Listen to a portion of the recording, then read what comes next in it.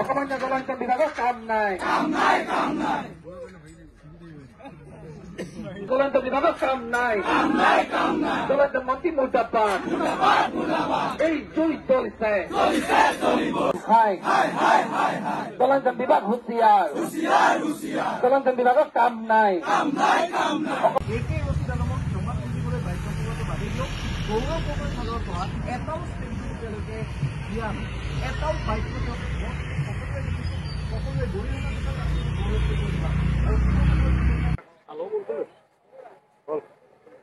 যেতিয়াই সংবাদ মাধ্যমত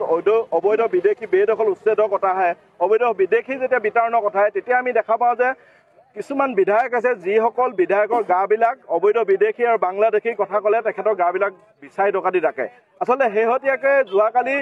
অসমৰ সংবাদ জগতৰ এজন ধ্ৰুৱতৰ বুলি আমি ক'লেও ভুল নহ'ব শিৱসাগৰ জিলাৰ এজন খিলঞ্জীয়া যুৱক ৰাজদীপ বাইলুং বৰুৱাক অবৈধ বাংলাদেশী ভোটেৰে জনপ্ৰতিনিধি আসন বুটলিবলৈ সক্ষম হোৱা AK ৰছিদ আলম ডাঙৰীয়াই চূড়ান্তভাৱে যেনেধৰণে তেখেতক অপমান কৰিলে এই ঘটনা অতিকৈ নিন্দনীয় আমি অসমীয়া যুৱ মঞ্চৰ তৰফৰ পৰা এনে ঘটনাক তীব্ৰ ভাষাৰে গৰিহণা জনাইছো তাৰ সমান্তৰালভাৱে আমি এটা কথা ক'ব বিচাৰো যে যি সময়ত APPC দলৰ সভাপতিৰ কংগ্ৰেছ দলৰ সভাপতি গৌৰৱ গগৈ যেতিয়া দায়িত্বভাৰ গ্ৰহণ কৰিছিলে তেখেতে পোনপ্ৰথমে এটাই কথাই স্পষ্ট কৰিছিলে যে কংগ্ৰেছ দলত থকা জাবৰসমূহ পৰিষ্কাৰ কৰা হ'ব আৰু নতুনকৈ দলটো পৰিষ্কাৰ কৰা হ'ব আমি দেখা পালো যে গৌৰৱ গগৈ যেতিয়া জাবৰসমূহ পৰিষ্কাৰ কৰিবলৈ গৈছিল তেতিয়া কিন্তু কিছুমান AK ৰছিদ আলমৰ দৰে অবৈধ বাংলাদেশী ভোটেৰে জনপ্ৰতিনিধি হোৱা কিছুমান বিধায়ক কিন্তু দলটোত এতিয়াও থাকি গ'ল গতিকে আমি যেনেধৰণে স্কুলত শিক্ষা গ্ৰহণৰ বাবে আমি পৰীক্ষাত উত্তীৰ্ণ হ'ব আমি টিউচন কৰিছিলোঁ তেনেধৰণে কংগ্ৰেছ দলকো অনুৰোধ জনাইছোঁ আপোনালোকৰ যিসমূহ এনেধৰণৰ বাংলাদেশী ৰক্ষক যিসকল বিধায়ক আছে এই বিধায়কসকলক জাতি মাটি আৰু ভেটিৰ ওপৰত টিউচন দিয়াৰ ব্যৱস্থা কৰক তেতিয়াই হয়তো অনাগত ভৱিষ্যত দিনত কংগ্ৰেছ দলে ৰাইজৰ সমাদৰ বুটলিবলৈ সক্ষম হ'ব বিধায়ক AK ৰছিদ আলম যিগৰাকী বিধায়কে কালি এটা ছেটেলাইট চেনেলৰ মুখ্য সম্পাদক তথা জ্যেষ্ঠ সাংবাদিক ৰাজদীপ বাইলুং বৰুৱাক যি ধৰণে অপমান কৰিছে লাইভ সম্প্ৰচাৰ চলি থকা অৱস্থাত তেওঁ যি ধৰণৰ ভাষা ব্যৱহাৰ কৰিছে এয়া কেতিয়াও শুভনীয় নহয় অতি অশুভনীয় ই গৰিহণাযোগ্য আমি নিন্দা কৰিছোঁ তীব্ৰ ভাষাৰে ইয়াক গৰিহণা দিছোঁ এনেধৰণৰ ঘটনা আমি পুনৰাবৃত্তি হোৱাটো কেতিয়াও বিচৰা নাই আৰু আটাইতকৈ গুৰুত্বপূৰ্ণ কথাটো হৈছে যে এই ঘটনা প্ৰথম নহয় আন এগৰাকী কংগ্ৰেছ দলৰ বিধায়কে ইয়াৰ পূৰ্বে এগৰাকী বেলেগ এটা ছেটেলাইট চেনেলৰ জ্যেষ্ঠ সাংবাদিকক লাইভ সম্প্ৰচাৰ চলি থকা অৱস্থাত অপমানিত কৰিছে পুনৰবাৰ ৰছিদ আলমে এনেধৰণৰ কাণ্ড সংঘটিত কৰিছে একেটা দলৰ কেৱল কংগ্ৰেছ দলৰ বুলি নহয় শাসকীয় দলৰ মন্ত্ৰী বিধায়কৰো আচৰণ কেতিয়াও শুভনীয় নহয় সংবাদ মাধ্যমৰ প্ৰতি তেওঁলোকে যিবিলাক মন্তব্য প্ৰকাশ কৰি আহিছে বিভিন্ন সময়ত তেওঁলোকে শেহতীয়াকৈ জয়ন্ত মল্লই যিটো ঘটনা সংঘটিত কৰিছে গতিকে এই সকলো ঘটনাক আমি গৰিহণা দিছোঁ আৰু ভৱিষ্যতৰ দিনত আমি এনেধৰণৰ ঘটনা পুনৰাবৃত্তি হোৱাটো কেতিয়াও আশা কৰা নাই আৰু আমি ভাবোঁ যে এনেধৰণৰ যিসকল ব্যক্তি এইবিলাক ব্যক্তি সুস্থ মানসিকতাৰ ব্যক্তি নহয় তেওঁলোক অসুস্থ মানসিকতাৰ ব্যক্তি তেওঁলোকৰ মানসিক স্বাস্থ্যৰ অৱনতি ঘটিছে গতিকে ৰাজ্য চৰকাৰখনে যিহেতু তেওঁলোক মন্ত্ৰী বা বিধায়ক চৰকাৰখনৰ সৈতে জড়িত বা অসম বিধানসভাৰ সৈতে জড়িত জনপ্ৰতিনিধি গতিকে চৰকাৰখনৰ স্বাস্থ্য বিভাগটোৱে বা স্বাস্থ্য মন্ত্ৰীগৰাকীয়ে এটা বিশেষ উদ্যোগ গ্ৰহণ কৰিব লাগে আৰু মানসিক চিকিৎসালয়লৈ নি এইসকলক মানসিক চিকিৎসাৰ এটা ব্যৱস্থা কৰিব লাগে যাতে আহিব লগা দিনবিলাকত তেওঁলোকে সুস্থভাৱে থাকিব পাৰে আৰু সুস্থভাৱে তেওঁলোকে আচৰণ কৰিব পাৰে শুভনীয় আচৰণ কৰিব পাৰে জনপ্ৰতিনিধি হিচাপে জনসাধাৰণৰ লগত যাতে ভাল পৰিৱেশত ভাল ধৰণে মিলিজুলি থাকিব পাৰে ব্যৱহাৰ পাতি যাতে তেওঁলোকৰ ভাল হয় এই কথা কিন্তু আমি আশা কৰিছোঁ আৰু গৌৰৱ গগৈ এই ক্ষেত্ৰত এটা বিশেষ উদ্যোগ গ্ৰহণ কৰাটো আমি বিচাৰোঁ তেওঁ মনে মনে থকাটো বিচৰা নাই তেওঁ ৰজাৰ দৰে আচৰণ কৰি থাকিলেও নহ'ব গতিকে জনপ্ৰতিনিধিসকলক তেওঁ দলীয় সভাপতি হিচাপেও এটা দায়িত্ব পালন কৰি এইসকল বিধায়কে কেনেধৰণৰ আচৰণ কৰিব লাগে এই ক্ষেত্ৰত এটা প্ৰশিক্ষণৰ ব্যৱস্থা গ্ৰহণ কৰক এই আহ্বানো আমি গৌৰৱ গগৈৰ প্ৰতি জনাইছোঁ না আচলতে ৰছিদ আলম যিটো বিধায়কে অপমান কৰিছিলে সি হৈছে ষ্টুপিড ননচেন্স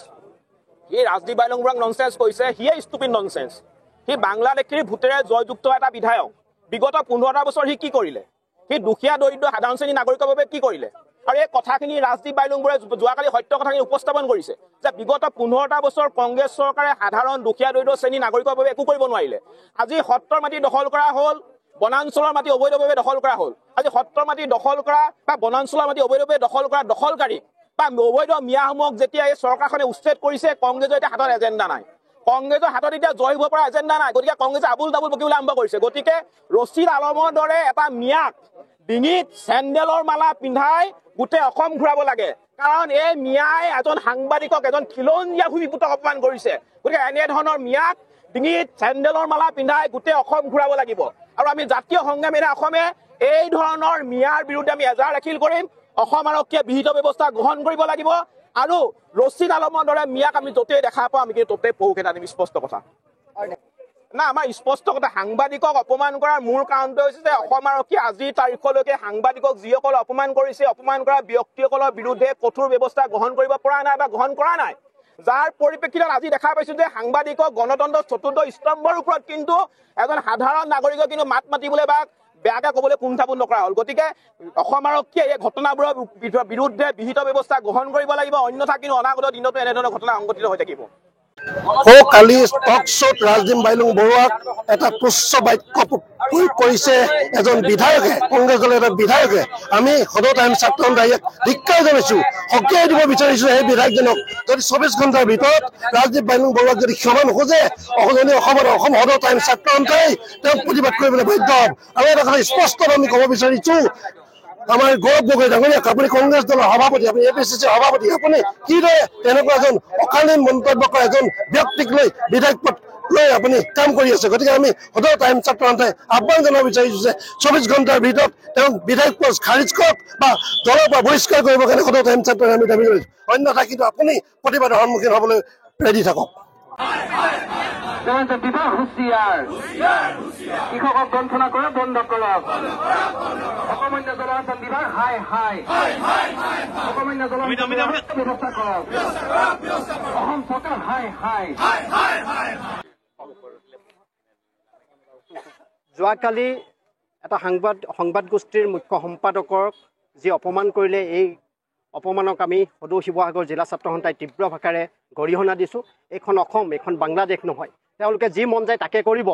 যাৰ খিলঞ্জীয়া মানুহৰ ওপৰত আক্ৰমণ কৰিব পুলিচ প্ৰশাসনৰ ওপৰত আক্ৰমণ চলাব শেহতীয়াকৈ এটা সংবাদ গোষ্ঠীৰ মুখ্য সম্পাদকৰ ওপৰত ৰাজহুৱাকৈ তেওঁলোকে অপমান কৰিবৰ কাৰণে তেওঁলোকে আক্ৰমণ কৰিবৰ কাৰণে সাহস গোটাইছে এই কথা কেতিয়াও মানি লোৱা নহ'ব এখন অসমত খিলঞ্জীয়া মানুহৰ দপদপনি থাকিব লাগিব প্ৰভুত্ব বিস্তাৰ কৰিব পৰাকৈ অসম চৰকাৰে ব্যৱস্থা গ্ৰহণ কৰিব লাগিব যেতিয়াই অসমৰ খিলঞ্জীয়া ৰাইজৰ দাবীৰ প্ৰতি সঁহাৰি জনাই অসম চৰকাৰে যেতিয়াই বাংলাদেশী বিতাড়নৰ কাৰণে ব্যৱস্থা গ্ৰহণ কৰে আমাৰ যিবিলাক তেওঁলোকে বেদখল তেওঁলোকে কৰে সেইবিলাক বেদখল মুক্ত কৰিবৰ কাৰণে যেতিয়াই ব্যৱস্থা গ্ৰহণ কৰে তেতিয়াই বাংলাদেশী ৰক্ষকসকলে তেনেকুৱা ধৰণৰ মুখ্য ভূমিকা গ্ৰহণ কৰে তেওঁলোকৰ এইবিলাক তেজত আছে বাংলাদেশৰ প্ৰধানমন্ত্ৰীগৰাকীক তেওঁলোকে যি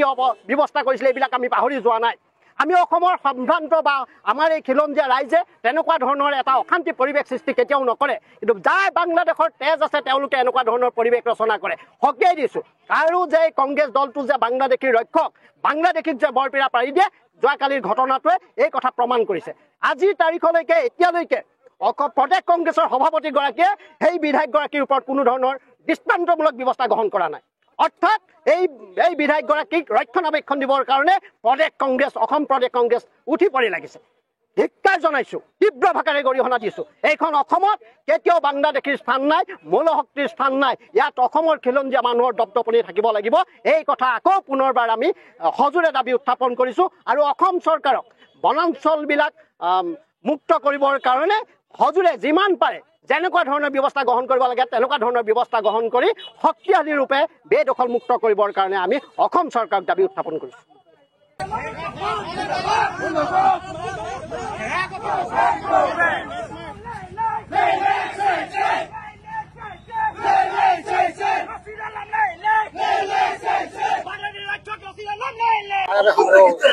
এগৰাকী জনপ্ৰতিনিধিৰ এনেধৰণৰ অশালীন আচৰণ আৰু অমাৰ্জিত কাৰ্যকলাপত আমি অতি আচৰিত হৈছোঁ আৰু এই পৰ্যন্ত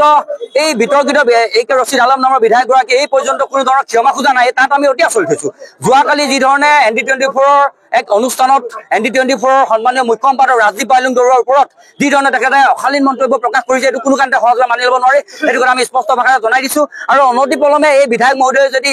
যদি ৰাইজৰ অসমবাসী ৰাইজৰ ওচৰত আৰু ND24 মুখ্য সম্পাদকৰ ওচৰত যদি ক্ষমা নোখোজে তাৰ পৰৱৰ্তী পৰ্যায়ত আমি টাইম ছাত্ৰ সন্থাই কিন্তু প্ৰতিবাদী কাৰ্যসূচীৰে আমি গণতান্ত্ৰিক প্ৰক্ৰিয়াৰ মাজত আমি ধাৰাবাহিকভাৱে আমি ল'বলৈ বাধ্য হ'ম এই কথা আমি জনাই দিছোঁ আৰু সমান্তৰালকৈ সন্মানীয় বিধানসভাৰ অধ্যক্ষ মহোদয়ক আমি অনুৰোধ জনাইছোঁ যাতে এই AK ৰছিদ আলমৰ দৰে সন্দেহযুক্ত যিসকল লোক লোকৰ পক্ষ লোৱা বিধায়ক আছে তেওঁলোকৰ ক্ষেত্ৰত যাতে এটা বিহিত নাকি লোকৰ যাতে ব্যৱস্থা কৰে তেওঁক যাতে